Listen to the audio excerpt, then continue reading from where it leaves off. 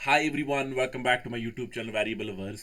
My name is Aditya Rashid और आज के इस वीडियो में हम अपनी ग्रिड का जो डिस्कशन है उसी को कंटिन्यू करने जा रहे हैं। लास्ट वीडियो में आपने देखा होगा कि जो मेरा ग्रिड कंटेनर होता है उसकी क्या क्या प्रॉपर्टीज हैं और वो किस तरीके से काम करती है।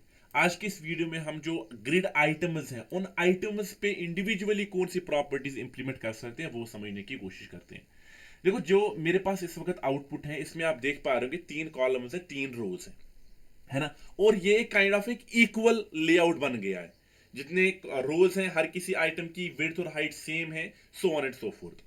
But on the other hand मुझे इस तरीके का एक लेआउट चाहिए जिसमें पहले रो में एक आइटम पूरा रो ले रहा है, दूसरे रो और तीसरे रो में तीसरा जो आइटम है वो 2 रोज को एक्सपेंड कर रहा है, and similarly for fifth and seventh item. In order to create layout like these, we have to understand a very important concept inside our CSS, and that is called our grid lines. What do we mean by grid lines? देखो, जब भी आप एक grid बनाते हो ना, आप जितने भी रोज और कॉलम्स उसको बनाओगे ग्रिड टेम्पलेट रोज और ग्रिड टेम्पलेट कॉलम्स की प्रॉपर्टी को यूज करके, हमेशा उसी के हिसाब से उसमें लाइंस बनेंगी। तो अगर मेरे पास 3x3 स्ट्रक्चर है, आप देख रहे हो उसमें कितने कॉलम लाइन बन रहे हैं, column line 1, column line 2, column line 3, column line 4। Similarly lines row wise भी बन रही है। अगर मैं यहाँ पे इस फिफ्थ आइटम की एग्जांपल लूं, लेट्स सपोज मुझे इसको 2 आइटम्स में एक्सपेंड करना है, तो मैं इसको क्या बताऊंगा, मैं इसको बताऊंगा जो मेरा फिफ्थ आइटम है उसका जो ग्रिड रो स्टार्ट लाइन है वो लाइन 2 है, जो उसी का जो एंड ग्रिड रो लाइन है वो लाइन नंबर 4 है। तो इसका मतलब है अगर मुझे इन एलिमेंट्स को एक्सपैंड करना होगा मल्टीपल रोज और मल्टीपल कॉलम्स में, मुझे समझना होगा ग्रिड लाइंस को किस तरीके से हम यूज करके उसको यहां पे इंप्लीमेंट कर सकते हैं। चलो उसी टॉपिक को पहले यहां पे समझने की कोशिश करते हैं। देखो, according to this layout, this is my column line number 1, this is my column line number 2, this is my column line number 3, and this is my column line number last, that's 4. This is my row line number 1, this is my row line number 2, this is my row line number 3, this is my row line number 4. मैं क्या चाहता हूं, मैं चाहता हूं simply मेरा जो पहला आइटम है ये पूरा का पूरा रो कुछ इस तरीके से ले। So how can I do that? For that we have to understand the item property.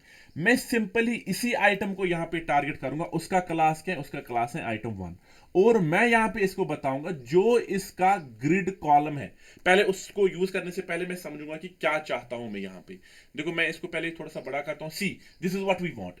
We simply want that our first item should be somehow taking the entire row over there. तो क्या इसका रो change हो रहा है? नहीं, रो similar है। रो की जो लाइन नंबर 1 है वो वही है, रो की लाइन नंबर 2 है वो वही है, बट इसका कॉलम चेंज हो रहा है। कॉलम जो पहले था 1 से लेकर 2 तक, अब वो 1 से लेकर 4 तक है। तो कॉलम लाइंस को चेंज करने के लिए हमारे पास 2 प्रॉपर्टीज होती है। तो पहला है grid column start. Okay, that is 1, by default 1 ही था तो 1 ही रखूंगा मैं यहां पे। और उसके बाद है grid column and over there.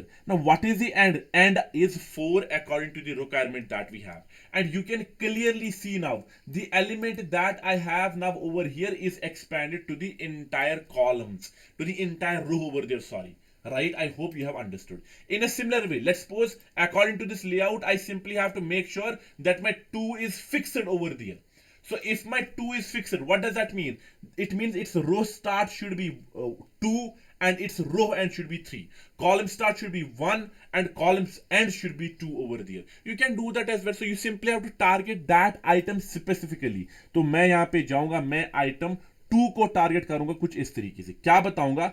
मेरा जो ग्रिड रो स्टार्ट है, grid row start over there, उसको सिंपली 2 कर दो फिक्स। उसके बाद उसका जो ग्रिड रो एंड है, ग्रिड रो एंड, उसको 3 कर दो fix. On the other hand जो उसका कॉलम स्टार्ट और कॉलम एंड है उसको भी जो उसका ओरिजिनल है वही कर दो। तो मैं इसको बताऊंगा इसका जो ग्रिड कॉलम स्टार्ट है that is 1 and then it is 2, so automatically it's right now fixed there. In a similar way, if I have to target 3, we will check this last. So if I have to target 3 item, so I can do that as well। तो मैं यहां पे जाऊंगा item 3 को कुछ इस तरीके से टारगेट करूंगा। क्या बताऊंगा?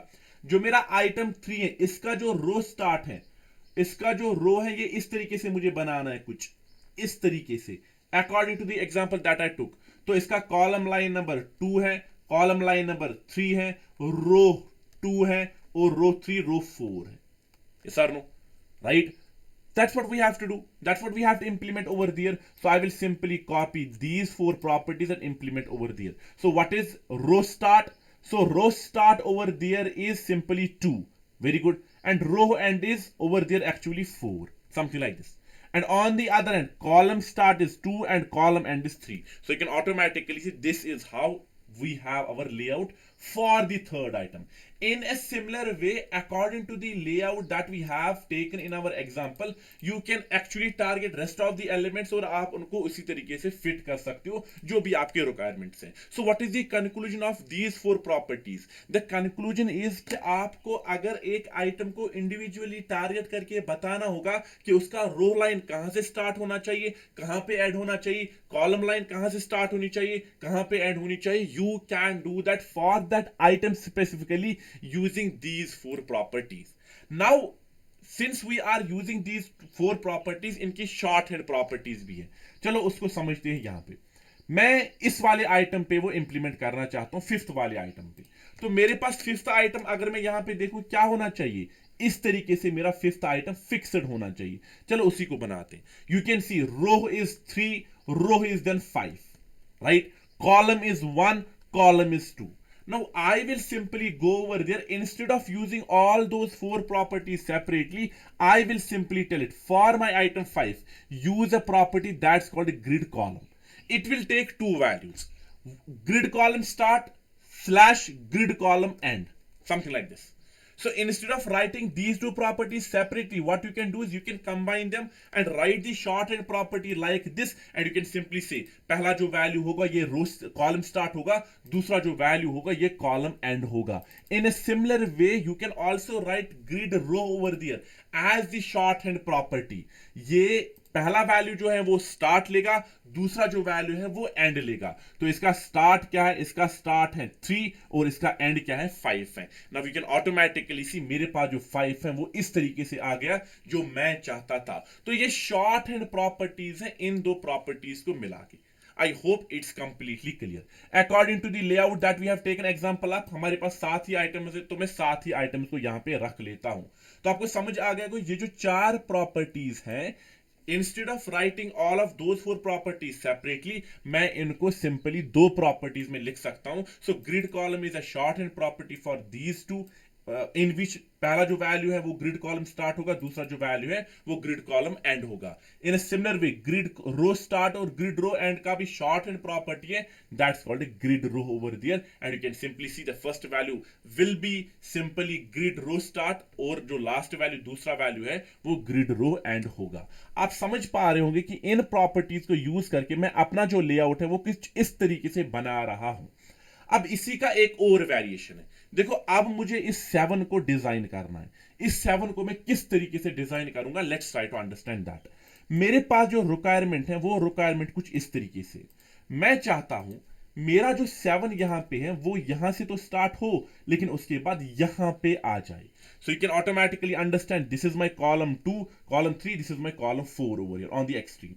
This is row 1, 2, 3, 4, this is 4, row 4 and row 5. इसी को इंप्लीमेंट करते हैं लेकिन इस वक्त कुछ दूसरे अंदाज से. तो मैं यहां पे चलता हूं, मैं इसको सिंपली बताता हूं. मेरा जो आइटम 7 है उसको आप ग्रिड कॉलम स्टार्ट कर दो. क्या कर दो, ग्रिड कॉलम. ग्रिड कॉलम क्या, you can automatically see over the grid column है 2. Very good.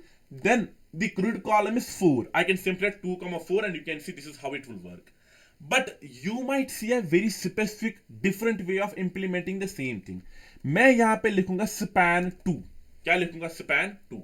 What does span keyword over here mean? Span का मतलब है कि आप इसको फैलाओ, इसको एक्सपेंड करो. 2 से तो स्टार्ट कर रहे हो, उसके बाद इसको और 2 ग्रिड लाइंस को स्पैन कर दो, एक्सपेंड कर दो. So you can also see very many times in your grid column start, grid row start, in properties में आप स्पैन कीवर्ड का यूज करते हो. इसका मतलब सिंपल ये कि आप इसको फैलाओ, एक्सपेंड करो और 2 ग्रिड लाइंस को. आई hope you have understood what actually span keyword is. अब रो तो हमें इंप्लीमेंट नहीं करना है, क्यों, क्योंकि जो मैं चाहता था वो मुझे यहां पे मिल गया. And you can completely agree with me, using these properties now whatever type of layout you want, आप उसको उस तरीके से बना सकते हो। तो ये जो इंडिविजुअल प्रॉपर्टीज मैंने आइटम पे इंप्लीमेंट की, ये काफी ज्यादा स्ट्रॉन्ग प्रॉपर्टीज हैं और आप इनको काफी ज्यादा इंप्लीमेंट करोगे अपने लेआउट में। So I hope you have understood कि ये प्रॉपर्टीज क्या है। अगले वीडियो में हम एक और इंपॉर्टेंट चीज डिस्कस करने जा रहे हैं, जिसका नाम है grid area, and that is the most important property of the entire grid container. So thank you so much for watching this video. I hope you have understood. Please share and subscribe. Bye everyone, see you soon.